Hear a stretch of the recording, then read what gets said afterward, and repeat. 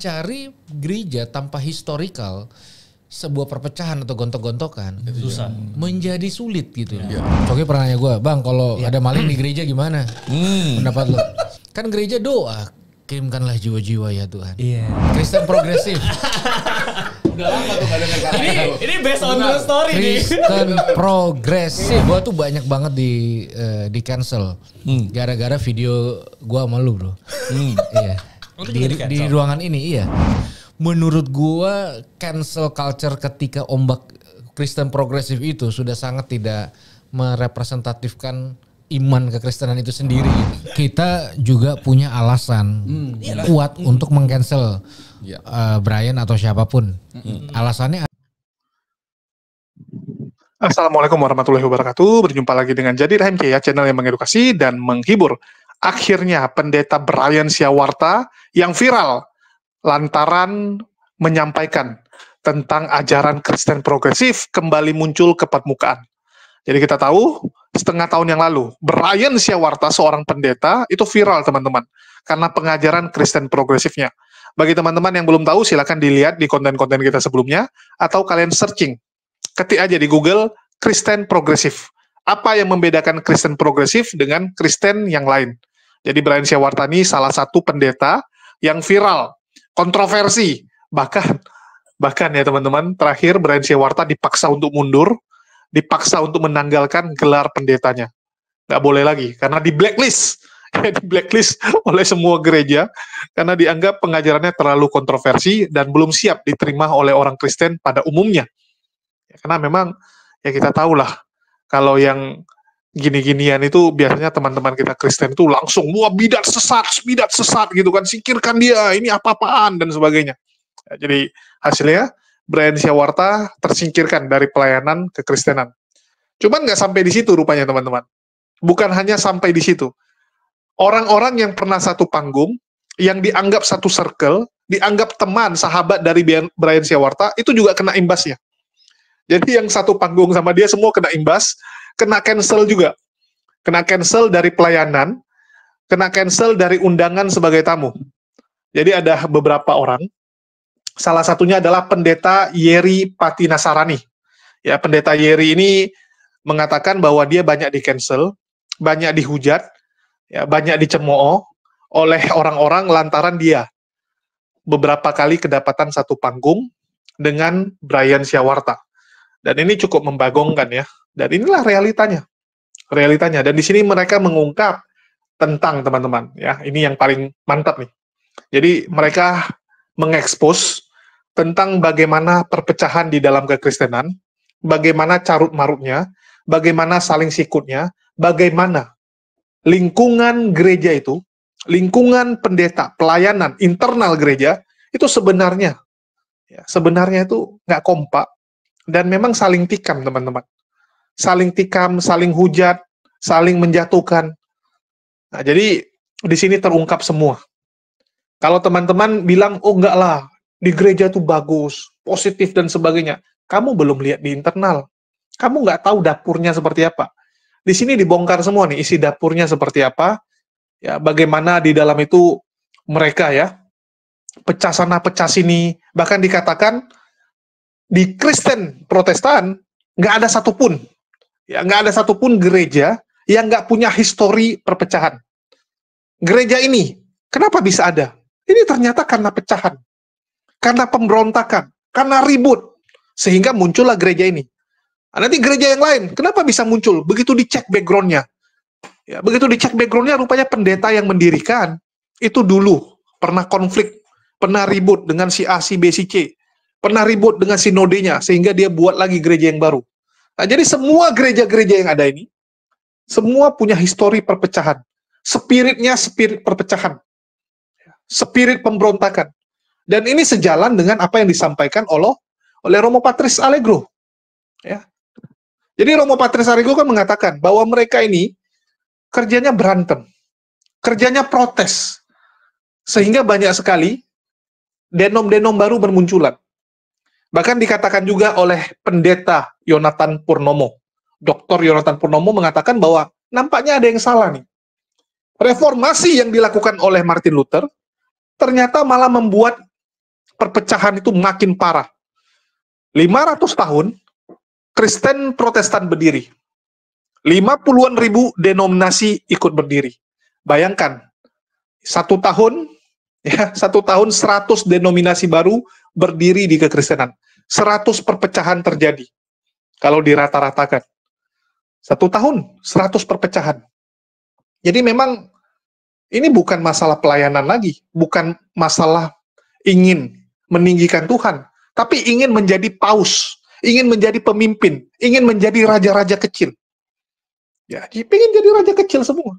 Jadi kalau Romo Patris bilang MYM adalah Romo, adalah paus, De King Hadas adalah paus ya, paus De King Hadas, paus MYM, ya, paus Esra Soru, ya benar. Karena mereka ini semua paus bagi pemikiran mereka sendiri, bagi pengikut mereka sendiri. Nggak ada otoritas orang lain yang boleh mengkritisi mereka, boleh meluruskan mereka, karena mereka merasa dia yang paling benar. Ya, mereka ini raja kecil. Dan inilah yang terjadi di dalam Kristen Protestan ya, Protestan bukan Katolik. Jadi saya mau garis bawahi apa yang disampaikan oleh pendeta Brian Siawarta dan pendeta Yeri ini terjadi di Protestan, Katolik enggak. Ya, di Protestan aja, biar kalian jangan salah. Jadi saya harus disclaimer duluan. Oke, bagaimana perpecahan itu? Kita dengarkan. Ini seru nih teman-teman. Benar-benar perhatikan. Kita akan ngomongin cancel culture, tapi tadi yang tadi kita sempat pas break itu cerita itu juga menarik tuh. Biar level playing field-nya sama dikit nih kan, orang Kristen nggak merasa yang paling suci juga itu. Iya, jadi ini kan satu dari banyak hal yang terjadi ya kan, ketika misalnya ada satu pendeta di satu gereja. Ini bukan buat ya, ini bukan, asli ya. Satu pendeta tidak dikeluarkan satu saja. pendeta di satu gereja. Lalu gereja itu bertumbuh, lalu ada jemaat yang merasa terberkati dengan pendeta tersebut sehingga dia tidak keberatan untuk mensupport finansial, tempat, mungkin fasilitas dan sebagainya untuk mendukung pendeta ini juga dalam ministrinya. Nah, terbangunlah mungkin sirkulasi pelayanan yang normatif. Nah, satu kali sinodenya ini akhirnya melihat, nggak tahu apa yang dilihat, intinya melihat dan tidak tahu apa yang dilihat ya. Kata-kata yang bagus kan. Biar diterjemahin sendiri gitu kan. Nah, lalu dimutasilah pendeta tersebut ke wilayah yang lain, lalu digantikanlah dengan pendeta baru. Tentu pendeta baru ini akan membawa masa yang baru juga. Nah, jemaat yang lama nggak terima. Ini pendeta gue diputasi, sedangkan gue mau support nih semua fasilitas gereja tuh karena dia. Bukan karena yang baru ini gitu loh. Nah, akhirnya pendeta yang lama ini berusaha untuk bisa mendarat lagi, tapi nggak bisa regulasi sinode. Akhirnya keluarlah dan bikin gereja baru dan mendarat lagi di sini. Balik lagi ke tempatnya. Karena memang ini tempat dikasihkan buat ministrinya dia. Tapi sekarang jadi 2 tuan rumah. Nah, akhirnya bertempurlah itu. Asik. Seperti 2 matahari dalam 1 hari. Gak mungkin dong. Gak mungkin ada 2 matahari. Matahari cuma 1. Nah, akhirnya itu dimediasi sama kepolisian. Sehingga bisa adil gitu. Jadi di satu gereja ada 2 plang, A dan B. A ini pendeta yang lama tuh A ya. yang lama, B yang baru gitu loh. Dan yang terjadi adalah copot-copotan pelang. Mau dibilang Kristen banget tapi gimana gitu ya. Copot-copotan pelang gitu. Nah, akhirnya terjadilah ribut-ribut gitu. Ribut-ribut, saling menguasai lah aset ini. Sampai pada akhirnya saling klaim, bahkan ada yang dibagilah pagi dan sore. Yang mana tuh yang pagi? Yang A? Yang pagi katakanlah A, yang sore B gitu kan ya. Ya, akhirnya misalnya yang setelah pagi ibadah, sorenya mereka gelar kasur di ruang gereja. Nah, gimana nih yang sore nggak bisa ibadah, tidur gitu, dan akhirnya rame sampai akhirnya terjadi kekerasan fisik ketika ibadah malam. Katakanlah yang B gitu, yang A nggak terima, ajak massa sekitar, lemparilah dengan batu. Keras. Gila. gitu. Jadi ya ini sebenarnya gambaran real di antara kita ya nggak akur-akur banget juga lah gitu. Sehingga bukan cuma cancel culture ya. Attack culture.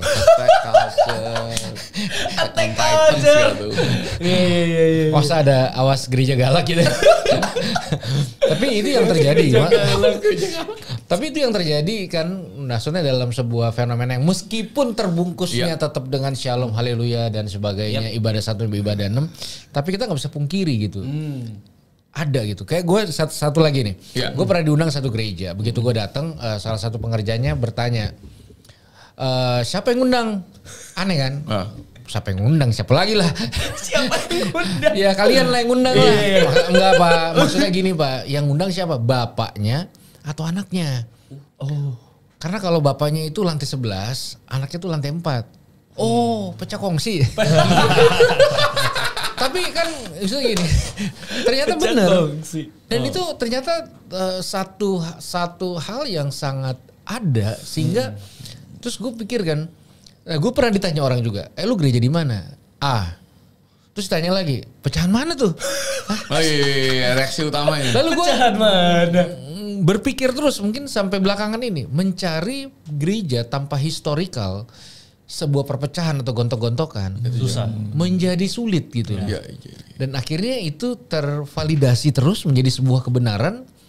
Oke, kita nggak cocok, lu bikin space, gue buat safe space reformasi. Nah, maksud gue akhirnya itulah yang menjadi tontonan yang diwariskan ke sampai anak-anak sekolah minggu mungkin tahu ya. Ingat ya, yang penting kamu jangan ke gereja sana. Iya, menurut gue ini sih kayaknya orang-orang Kristen salah kaprah. Tuhan Yesus kan pernah bilang, pecah-pecahkanlah tubuhku. Iya. Yang dipecahkan bukan rotinya. Iya kan? Fun fact, gue nulis tentang itu. Oh iya? Iya. Artikel gue tentang itu. Oh iya. Lu apa bilangnya di situ apa? Enggak, itu berangkat dari realita. Ini menarik loh, karena di dalam sejarah itu, sejarah gereja nih awal mula-mula, pas zaman Agustinus itu seorang rabi santo ya, pendeta dari tahun 300-400 gitu. Dosa paling besar itu pecah gereja, karena gereja itu tubuh Kristus yang nggak boleh dipecahkan. Which makes sense untuk saudara-saudara Katolik kita karena itu tidak pernah roots dari sana. Makanya gereja Yes. Katolik itu tidak akan pernah pecah gitu, karena mereka untuk orang Katolik gereja itu ya korpus Kristi, tubuh Kristus secara mistik yang sampai hari ini masih ada gitu. Dan memang di dalam realita ini ya, studi, fakta, riset bahwa setelah Protestantisme reformasi, ya ini sebuah fakta bahwa gereja Protestan itu gampang pecah, selalu pecah, berantem pecah. Itu menarik. Dan jadi untuk gue cuma nulis kayak sebagai orang Protestan, bagaimana memaknai ini? Karena di dalam tradisi Kristen mula-mula, gereja itu tubuh Kristus.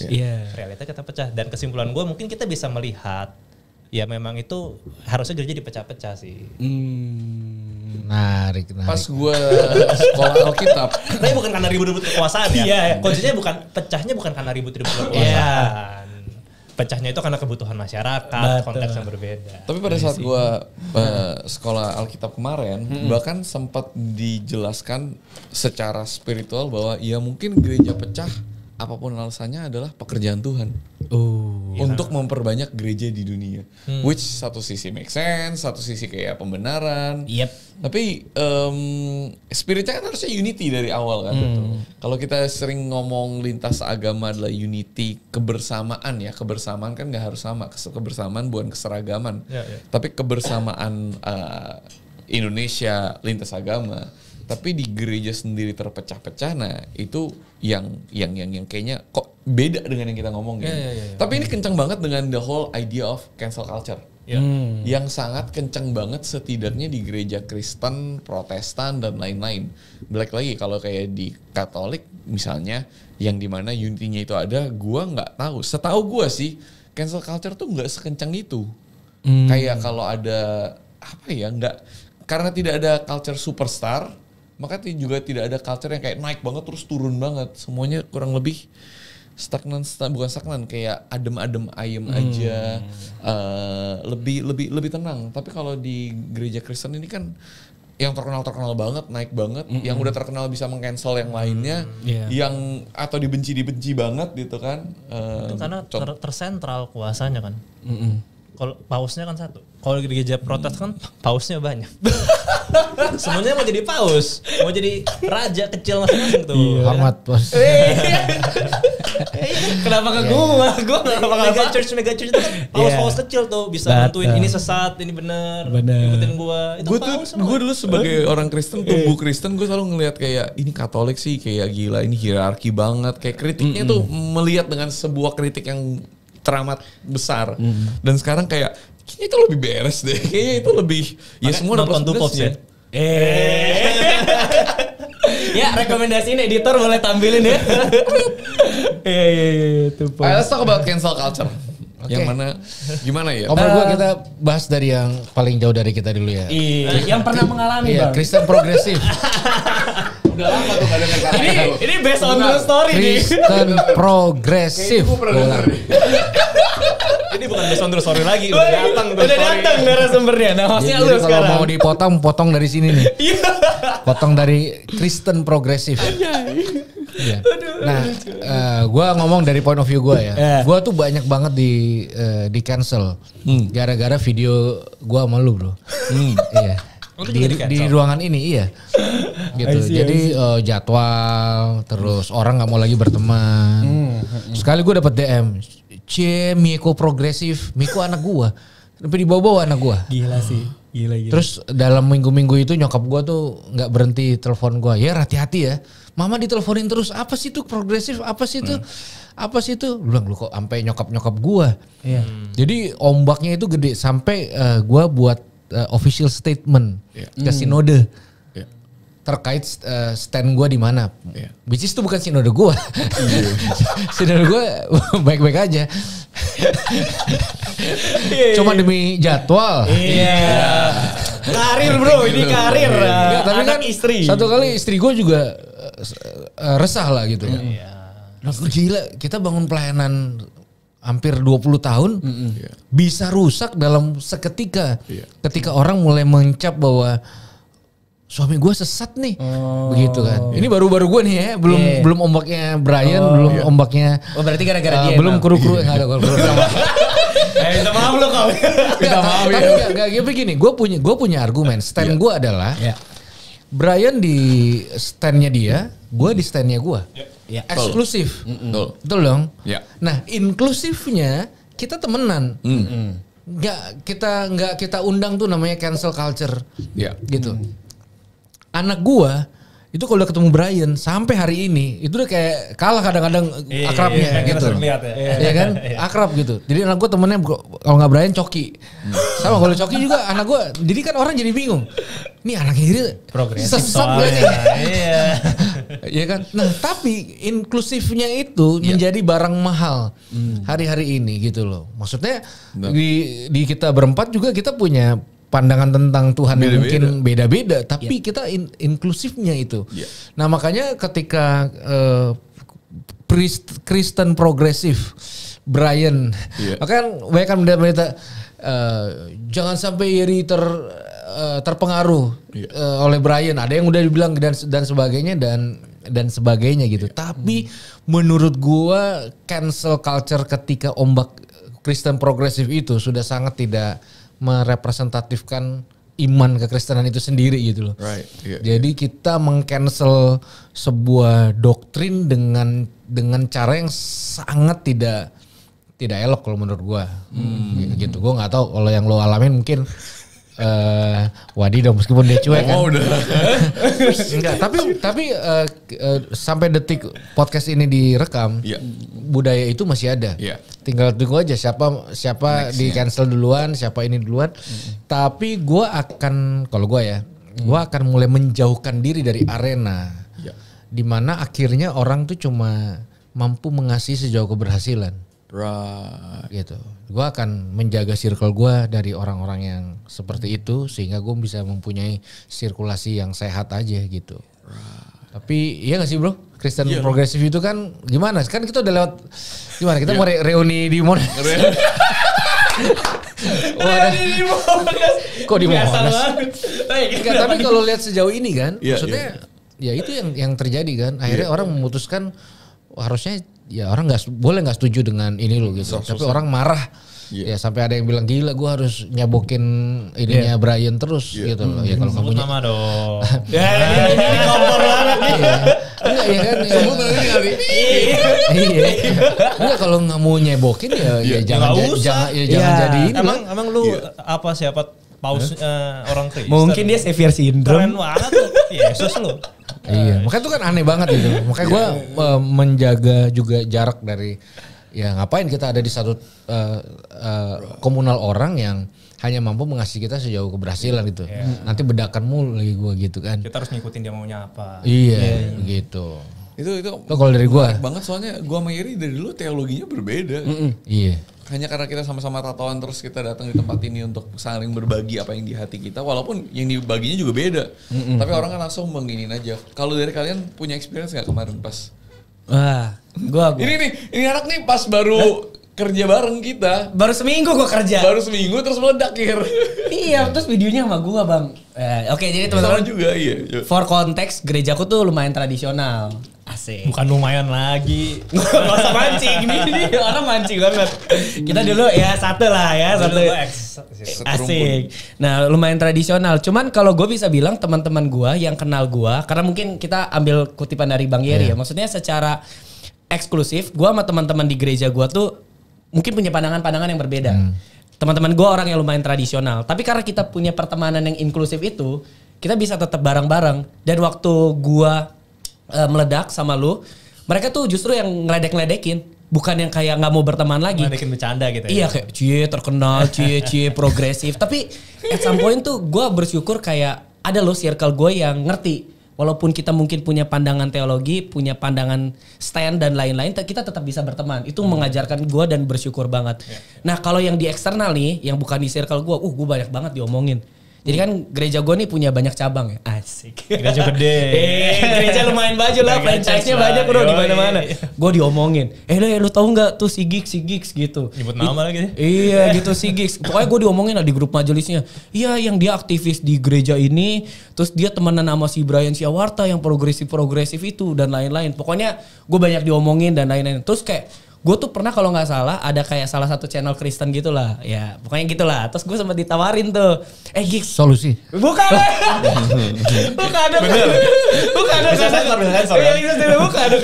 pokoknya adalah yang kayak nawarin Gigs kan kamu jago ngomong nih bacot anda ya mau nggak jadi hostnya gitu. Wah excited nih gitu. Pokoknya itu kayak pas seminggu sebelum kejadian itu meledak. Terus gue nanya lagi kan follow up ke abang-abangan itu kayak bang gimana bang jadi nggak gue jadi host podcast ya Gigs sorry kamu terkenal sih iya bergaul sama progresif jadi nanti dulu ya di cancel dulu sampai waktu yang tidak ditentukan. Wah ke dalam hati gue kurang ajar ini. Tapi masalahnya dia ngegaji gue juga kan jadi ya udahlah cinta lah. Tapi ya itu maksudnya gue kayak sedihnya adalah kayak orang-orang tuh sering kali nge-cancel tanpa kayak mau cari tahu dulu. Gue sering banget bilang ini ya guys. Dan maksudnya kalaupun lu udah tahu dan kita pun berbeda, kenapa kita gak temenan aja? Begitu loh. Kita gak temenan aja. Masalahnya tuh iman soal perjalanan. Ini misalnya Brian ngomong progresif, siapa tahu dia 2 tahun lagi jadi tradisional. Ya kita kan gak ada yang tahu. Kayak gitu loh. Gimana lu pengen, kalau misalnya ini kita ngomongin kompetisi lagi ya. Kalau lu percaya apa yang lu percaya itu benar dan lu pengen nih yang lu percaya itu orang-orang ikutlah ke lu karena menurut lu itu yang terbaik. Ya jadi temen lah. Kayak gitu. Pergaulan yang buruk itu merusak kebiasaan yang baik. Jangan duduk di kumpulan orang pencemooh. Yesus gaulnya sama siapa, wey? Yesus gaulnya sama siapa? Gitu. Gue gitu udah tanya Gigs ini kan kita baru mulai nih. Lu yakin? Lu kalau nggak mau bilang aja nggak apa-apa. Gue nggak enak sama Iya, gue sempat berdoa sama Tuhan. Tuhan, apakah ini tanda saya harus resign gitu? Sampai dia sekarang di sini. Sampai sekarang gitu. Memang ini circle saya kayaknya. Gitu guys ya. Kalau lu mah aman kali ya? Gue dari dulu lu kan. Lu mah juga ditakutin semua menit. Nah, gue juga suka bikin ribut dari dulu kan. Dan apa ya, kayak bodo amat sih. Gue tuh senangnya gini loh. Karena biarpun banyak yang gak suka, tapi banyak juga orang-orang hamba-hamba Tuhan. Yang di depan kayak baik-baik, lempeng-lempeng. Tiap kali ada polemik-polemik yang gue ciptakan sengaja rusuh gitu, mereka akan ngomong, thank you sudah menyuarakan suara yang gak bisa kami suarakan. Oh, orang lain yang ngomong gitu ya? Pendeta-pendeta, aktivis-aktivis. Bukan yang lu... Yang gue ini ya paling kayak kemarin barusan kan gue ngerjain orang dia ngapus postingannya. 2 kali lah di episode ini. Nah maksud gue tapi gue ngerti kayak kalau yang di dunia-dunia ini kan repot ya. Ada hubungan sama hajat. Kalau gue kan ya bodo amat. Lu mau ngapain gue? Lu misalnya orang gak suka sama gue, nganggap gue sesat segala macam. Gue datang ke gereja, lu mau ngusir gue? Emang lu gereja Katolik bisa ekskomunikasi gue? Lu siapa? Kan jadi ya. Apa sih masalah terbesar yang pernah lu iniin atau hal terbesar yang pernah lu iniin? Yang paling besar nggak ada ya, gue nganggap itu kan hal sepele. Gue nggak pernah anggap untuk gue religius itu nggak usah terlalu serius. I mean itu penting, tapi adalah santai-santai humor-humor dikit. Kenapa? Why so serious gitu? Hidup itu menyenangkan kan. Dan tapi masalah yang muncul ya paling kayak nyokap gue kadang dia kasihan juga sih ya. Dia kena ini dan dia nggak suka dia ngoceh ke gue. Terus nanti adalah hubungan sama orang-orang dekat gue, mereka merasa terganggu. Gue juga kadang, gue tuh lebih malesnya guanya nggak peduli. Gue tuh tipe mau semua orang bilang gue salah, kalau gue tahu gue bener, gue bodo amat. Iya. Tapi orang-orang terdekat di sekitar kayak misalnya anak lu kan kita kurang nyaman ya. Ini kalau gue sebatang kara gue lebih liar lagi sih. Sekarang aja gue kan kalau nge-story gue selalu seringnya kalau gue serius emang mau keras kan gue tag orang ya. Gigis itu. Nggak, pernah nggak kayak lu ada suatu masalah yang lu menyuarakan. Jadi si Angga, lu kan paling sering tuh menyuarakan sesuatu. Yang mana menurut gue bukan cancel culture. Cancel culture itu kan sesuatu yang nggak suka semua orang nyerang terus di cancel. Cancel culture itu cuma berangkat dari kuasa mayoritas. Iya mayoritas. Nah kalau lu beda, lu kan menyuarakan sendiri gitu kan. Dan biasanya nggak ada yang berani nempel di samping lo karena lu menyuarakannya dengan berani. Tapi banyak yang mau repost story gue loh. Silent supporter gitu ya. Apa sih yang kayak momen di mana lu menyuarakan sesuatu yang terbesar yang kayak ada nggak? Nggak inget. Yang sampai lu membuat lu bermasalah lah misalnya atau kayak sampai semua orang tahu. Pernah nggak lu di cancel?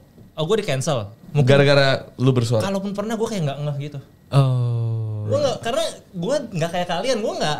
Lu silent ninja. Bukan. Gue tuh nggak pernah ada undangan-undangan khotbah apa. Iya kan. Jadi kayak kalaupun orang cancel gue, jangan lagi ngundang Angga ya. Gue nggak tahu juga. Kebayang. Iya dan ngerti nggak sih? Gimana jadinya? Gue nggak bisa ini. Kalau yang sampai kayak kena sekeliling gue itu?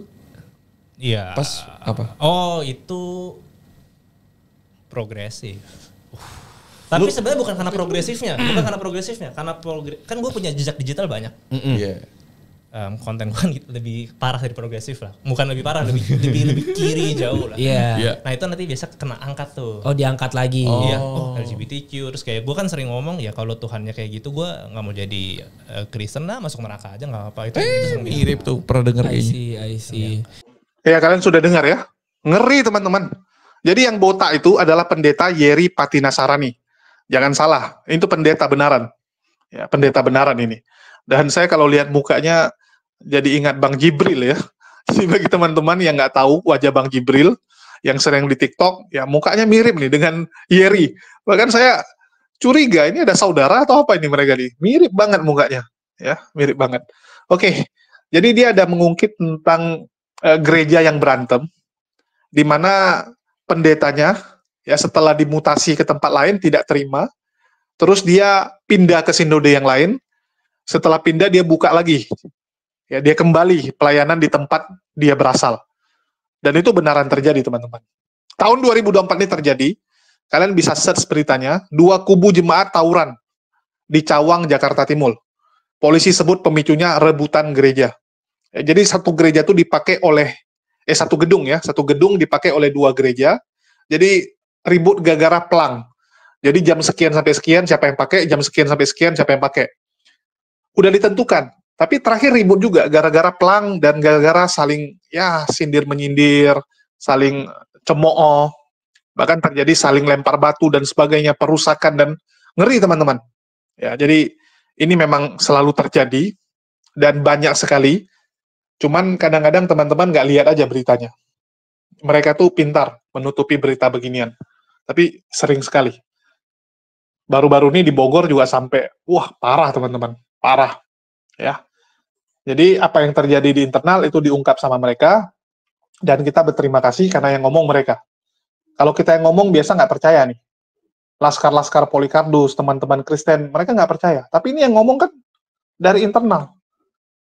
Kalau Yeri pendeta, ya, terus dua orang yang lain itu mereka full timer, ya, mereka pelayan, mereka orang yang aktif di gereja. Sedangkan Brian Siawarta mantan pendeta lah, karena sudah mengundurkan diri ya, dipaksa mundur. Tapi sebelumnya dia pendeta. Terus dikatakan apa? Ini biasa nih, rebutan jemaat. Rebutan jemaat. Pendeta A sebelumnya di gereja A. Tiba-tiba setelah gerejanya mulai besar, dianggap dia terlalu berpengaruh, dianggap berbahaya, kalau nanti dia memberontak, ya udah dimutasi dia. Dia dimutasi nggak terima. Karena dia merasa dia membangun pelayanan di situ. Jemaat-jemaatnya udah banyak. Ya sudah, dia pindah sinode, buka lagi di situ. Yang sebelumnya teman, jadi lawan, kan begitu. Yang sebelumnya dia satu sinode sama kita, tiba-tiba dia buka sinode yang lain, jadi lawan. Dan itu terus terjadi memang. Ya. Dikatakan tidak bisa kita temukan gereja Protestan yang nggak punya histori perpecahan. Karena memang, mohon maaf, kita harus katakan Protestan itu mewarisi kutuk perpecahan. Kutuk protes. Di mana-mana protes. Nggak cocok, protes, ya. Terus bangun lagi sinode yang baru. Rata-rata. Bapak sama anaknya berantem, jangankan sama orang luar. Sering sekali, bapaknya pendeta, anaknya pendeta, beda pendapat, buka sendiri. Ini biar kalian tahu. Pastor Philip Mantova dari gereja Mawar Sharon, itu kan terkenal. Dia sama mertuanya aja ribut sekarang. GMS sekarang ada dua, GMS merah sama GMS hijau. Silakan kalian tanya sama internal gereja Mawar Sharon. Mertua sama menantu berantem. Ribut, nggak cocok. Yang satu bilang dituntun Roh Kudus, yang satu Roh Kudus juga. Entah Roh Kudus mana yang benar. Roh Kudusnya beda pendapat. Ini biar kalian tahu. Jadi memang Protestan itu akan terus pecah. Karena memang spiritnya, roh yang menghigapi mereka seperti itu. Dan itu tidak terjadi di Katolik. Tidak terjadi. Protestan semua pingin menjadi paus dan raja kecil. Semua sibuk. Pingin kelihatan hebat. Pingin didengari. Pingin dianggap yang paling benar. Itu yang terjadi. Dan kalau yang nggak cocok, habis disikat. Itu yang terjadi. Dan semoga apa yang mereka sampaikan itu benar-benar ya. Kalian bisa renungkan. Apakah ini dari Tuhan atau tidak. Ini yang paling penting. Poinnya adalah apakah ini dari Tuhan atau tidak. Karena menurut saya nggak mungkin. Nggak mungkin ini dari Tuhan. Tuhan tidak mungkin membuat perpecahan. Walaupun mereka bilang, loh tujuannya kan supaya lebih banyak. Nggak ada caranya seperti itu, teman-teman. Gereja Katolik apa kurang banyak? Gereja Katolik banyak sekali. Jadi, bukan dengan cara perpecahan, maka gereja akan tambah banyak. Enggak, salah itu. Katolik aja menjangkau semua juga kok. Coba lihat, daerah mana yang nggak ada Katolik kalau ada jemaatnya ya. Kecuali nggak ada jemaat, nggak bangun mereka. Ini perlu kalian renungkan. Terus kalau kita bandingkan dengan Islam, mohon maaf, jauh sekali. Ya, kalau kita bandingkan, di Islam nggak ada kubu-kubu gini, teman-teman. Oh, tapi kalian kan ada perpecahan, ada Syiah gitu kan. Loh, Syiah beda, teman-teman. Itu bukan Islam. Syiah beda. Bahkan, kalau kita terpaksa pun, contoh nih, kita main ke Iran. Mau sholat, ya udah nggak apa-apa. Di tempatnya Syiah juga bisa. Jangankan di tempat Syiah. Ya, di dapur, mau sholat bisa. Kita pergi ke satu tempat, nggak ada musola. Ya udah pinjam ruangan. Yang ada ruangan, gudang sama dapur. Sholat di situ. Nggak ada masalah. Muslim nggak pernah meribetkan jemaatnya. Nggak ada pernah meribetkan umatnya. Itulah kalau dari Tuhan yang benar. Ya, simple, nggak ribet.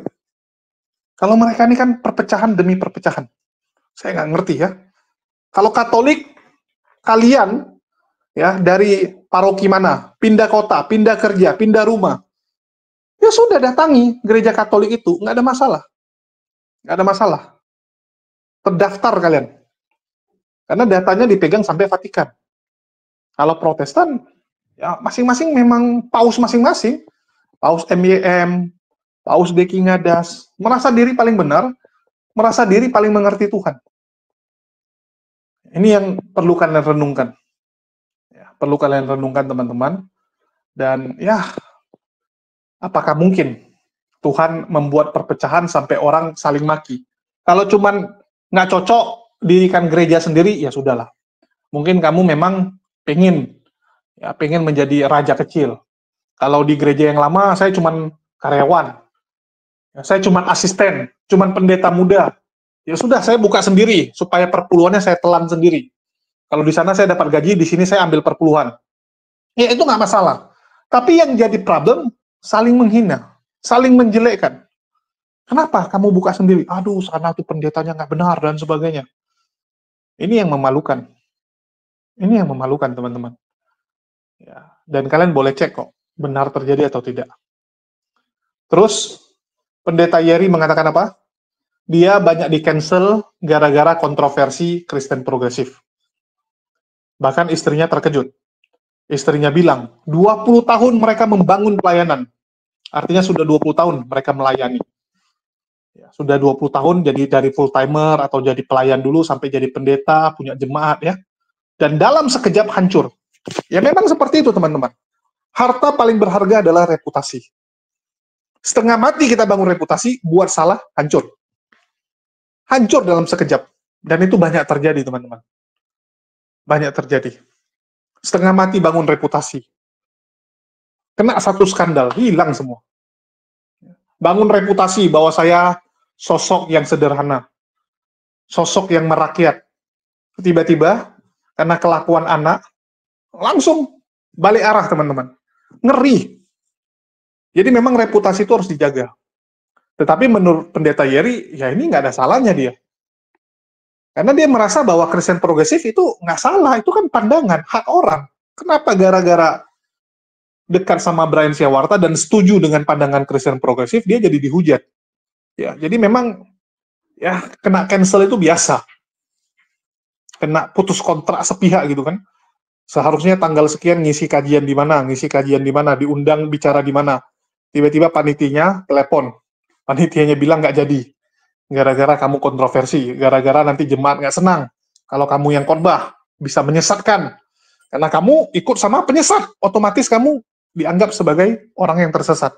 Jadi memang resiko juga gitu. Kadang-kadang kita nggak ada terlibat, nggak ada salah, karena kita berteman dengan siapa, kita dianggap satu gerombolan. Ya, langsung. Dan jaga jarak, wah luar biasa. Tapi, di sini saya mau kasih tahu, bahwa yang beginian ya, di sebelah itu terjadi, tetapi di Islam kita juga nggak pungkiri, ada. Ya, ada, kan begitu. Terus, masalah menjauhi orang. Ini juga saya mau kritik. Saya mau kritik masalah kalau ada saudara kita, teman kita yang murtad. Yang berbeda pandangan sama kita. Kita sering sekali langsung mencampakkan dia. Ada keluarga, ada teman murtad, udah jangan gaul sama dia, jangan berteman lagi sama dia. Padahal bisa jadi dia baru 2 langkah salah. Baru tersesat beberapa langkah. Yang seharusnya kalau kita bimbing, dia bisa kembali ke jalan yang benar. Tapi karena kita jaga jarak, ya dia akan makin tersesat. Yang sebelumnya dia baru tersesat dikit. Gara-gara kita nggak perhatikan, gara-gara kita nggak mau peduli, ya udah makin jauh dia tersesat. Itulah saya selalu bilang, kalau ada saudara kita, teman kita, keluarga kita, yang murtad, jangan langsung dijauhi. Saya dari dulu selalu nggak pernah setuju dengan cara menyingkirkan atau langsung jaga jarak seperti itu. Jangan. Beberapa konsultasi sama saya, ada saudaranya yang murtad. Saya bilang, dekati. Rangkul dia. Jelaskan sama dia. Supaya apa? Supaya dia bisa kembali ke jalan yang benar. Jangan malah ditinggalkan. Kalau kita tinggalkan, itu makin membuat dia tersesat. Begitu juga dengan orang yang punya pandangan berbeda dengan kita. Pandangan kita begini, pandangan dia beda. Jangan kita tinggalkan. Jangan kita kucilkan, nanti makin jauh. Dan ini terjadi ya. Terjadi di internal kita. Contoh PPJ. Bu Yuni. Saya ingat sekali dulu PPJ, walaupun sudah tersesat, walaupun orangnya memang wah parah, tapi saat saya coba rangkul masih bisa. Tahun lalu saat saya masih ada di TikTok, masih aktif di TikTok, PPJ saya rangkul. saya nasihati terus bahwa lawan kita adalah orang kafir. Saya nggak peduli kamu itu mau punya pandangan Islam seperti apa, tetapi selama masih ada giroh, selama kamu masih menyembah kepada Allah dan mengaku Nabi Muhammad sebagai Nabi, ya sebagai Rasul, ya sudah, saya nggak ada masalah. Saya ajak untuk lawan dengan lugah waktu itu. Masih bisa dirangkul. Tapi setelah saya nggak aktif di TikTok gara-gara ada kesibukan ya, kasus tahun lalu, begitu saya balik ke TikTok, loh, ini orang udah berubah total. Ini orang sudah dendamnya udah kesumat sekali gitu, udah mendarah daging dendamnya, udah memang berat gitu kan. Setelah saya cek, ya gimana PPJ nggak tambah dendam sama teman-teman. Gara-gara rupanya Instagram tempat dia kerja di store vape, dikomentar sama netizen, dimarah-marahi, sampai bosnya terkejut. Wah, medsos mereka diserbu, medsosnya Facebook, Instagram diserbu. Mau nggak mau bosnya bilang, ini si Jerry kami pecat, sudah nggak kerja, jangan lagi, IG kami diserbu. Gara-gara itu, ya gara-gara debat ini dia dipecat dari kerjaan, diusir sama bapaknya, dan istrinya ya disuruh pulang sama mertuanya. Dia nggak bisa ketemu istri dan anaknya. Udah dipecat, diusir sama bapak, diusir sama istri sama anak. Gimana nggak sakit hati? Cobalah kalian pikir. Saya kalau jadi papa jahat pun, wah, pasti emosi teman-teman. Pasti tambah dendam. Ini mau gimana gitu? Itulah saya bilang ya, kita harus lebih bijak. Ya, kalau ada yang bisa kita rangkul lah. Dan ini benar-benar satu hal yang harus kita perbaiki ya. Saya kemarin ada posting juga mengenai almarhum Ko Agus, karena tiba-tiba muncul di beranda saya, dan ini mengingatkan saya bahwa ya memang serentan ini kita. Sering kejadian saudara kita kena masalah, ya kita nggak peduli. Dan ada beberapa teman-teman bilangnya gini, loh tunggu dia minta tolong dong. Kalau dia nggak minta tolong, ngapain kita tolong? Saya kadang bingung gitu. Kita dengar si kawan ini lagi kena musibah. Apa perlu teman ini nelepon, mohon-mohon dulu, baru kita tolongin? Karena setahu saya kalau kita dengar teman kita masuk rumah sakit, kan nggak perlu dia telepon, oh ya aku masuk rumah sakit, datang kunjungi. Kita tahu dia masuk rumah sakit, ya udah kita kunjungi. Kita tahu teman kita kena musibah, harusnya kita bantu langsung. Nggak perlu tunggu dia kasih tahu ataupun memohon bantuan. Saya agak bingung ya. Jujur, yang untuk hal ini saya agak sedih ya. Saya agak sedih gitu. Alhamdulillah, orang-orang yang saya kenal, yang saya anggap sebagai teman, sahabat, kalau mereka ada masalah, saya biasanya langsung menghubungi, langsung membantu sebisa saya. Tapi saya nggak ngerti, kok masih ada lah yang seperti ini ya. Dan ini yang menurut saya perlu kita koreksi dan kita ubah. Sekali lagi ya, kalau memang kita ada salah, tolong koreksinya, tolong nasihatnya. Tapi nasihat yang membangun. Ya. Oke, mungkin itu aja yang bisa saya sampaikan. Dan kalian juga sudah dengar ya, mengenai internal Kristen dari pendeta Yeri, dari mantan pendeta, dan orang yang aktif di gereja, aktivis gereja. Jadi memang seperti itu, dan semoga ini jadi bahan renungan. Ya, bahan renungan bagi yang sebelah, supaya mereka tahu bahwa internalnya seperti itu, dan bagi kita juga autokoreksi, jangan sampai seperti mereka. Ya. Itu aja. Dan sekali lagi mohon doanya teman-teman atas problem yang saya sedang hadapi. Kalau ditanya, sudah selesai Bang? Ya belum teman-teman.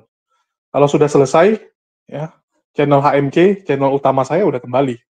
Itu aja kalian lihat. Kalau itu sudah aktif, artinya udah beres. Oke, sekian dari saya. Makasih buat semuanya. Di akhir kata saya ucapkan, wassalamualaikum warahmatullahi wabarakatuh. Sampai jumpa di konten-konten kita berikutnya.